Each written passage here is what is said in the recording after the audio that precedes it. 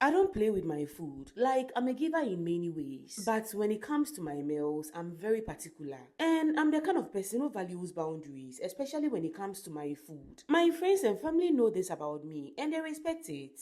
Now, a few months ago, my cousin, who we will call Tina, moved in with me. She was going through a rough patch, no job, no money, and a boyfriend who wasn't helping her at all. I felt bad for her. So I offered her a place to stay until she got back on her feet. Tina has been living with me rent-free for months. I've been covering all the expenses, food, utilities, everything. Her boyfriend, let's call him Dave, is a whole other story. He's the kind of guy who makes excuses for everything. Tina was supposed to move in with him, but he gave her some lame reason why she couldn't. I'm pretty sure he's cheating on her, but Tina refuses to see it. A few weeks ago, Tina's mom sent her some money. Instead of using it to help with her bills or save for her own place, Tina spent it all on Dave's birthday. She threw him a party, bought him gifts, and even took him out to dinner. I was furious. I have been supporting her for months, and she blows her money on a guy who doesn't even care about her. Now, a few days ago, I cooked a big pot of rice and goat meat stew.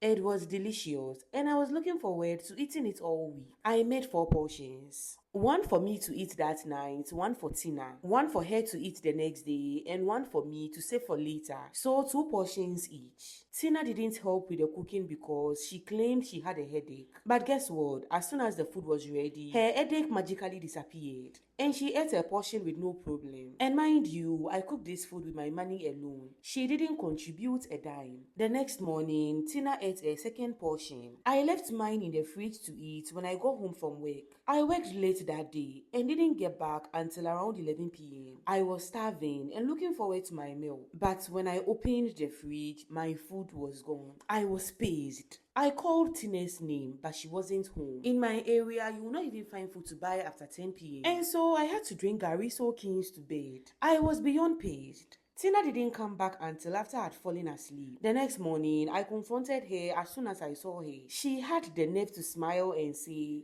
"Oh, sorry, Dave came over last night and he was hungry, so I warmed up your food for him." I swear, I saw red. That was the last straw.